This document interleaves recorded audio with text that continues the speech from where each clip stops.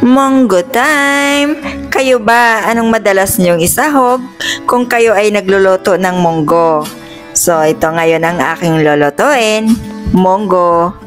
Nagpainit ako ng kawali, naglagay ako ng mantika, nilagay ko rin ang sibuyas, sinunod ko ang bawang, at hinalo ko lang ito, at naglagay rin ako dito ng kamatis. Nilagay ko na rin ang hipon, kailangan ko lang yung medyo hindi overcook, tatanggalin ko rin yan, at ibabalik ko na lang yan mamaya pagluto na ang monggo. At ito naman, naglagay ako ng Knorr seasoning. Ayan, ginisa ko na rin yung Knorr seasoning. At ito nga, nilagay ko na ang monggo na pinalambot ko. At syempre, halo-haloin ko lang ito. Andito na naman tayo sa halo-halo. Ayan, medyo halo-haloin ko lang muna. Naglagay ako ng asin.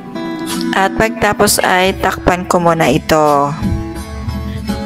Kalipas ang ilang minuto at binuksan ko na ito. Ayan, hinalo-halo ko lang din ulit.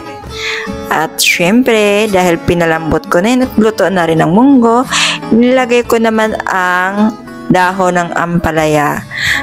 Ito talaga mga kayam ang lagi kong nilalagay pag nagluto ko ng munggo, dahon ng ampalaya. So kahit naman ano kung meron kayo, pwede naman. At naglagay rin ako ng onion leek, yung maliliit. At nilagay ko na rin nga yung hipon na niluto na yan bago ko, ayan, nagkabulol-bulol na. Ayan, hinalo-halo ko lang ito. At may timpla na nga rin ito. At, diba? O, ayan. Sa simpleng gulay, nakagawa na ako ng masarap na munggo. So, ito.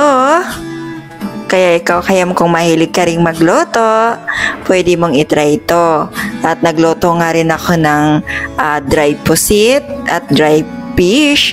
Yan yung pinang-partner ko habang may munggo ako, dahil mas gusto ko naman na ito yung kapartner sa munggo pag ang gulay ko ay ito ngang munggo. So ayan, ready to serve na sa aking mga mahal sa buhay. Arangkada na, kain na tayo mga kayam. Napakasarap nito, grabe. Yan o. Talagang mapaparami talaga ang kain pagka ito talaga ang niloto mo. So, ayan, tataob na naman ang isang kaldirong kanin. Yan.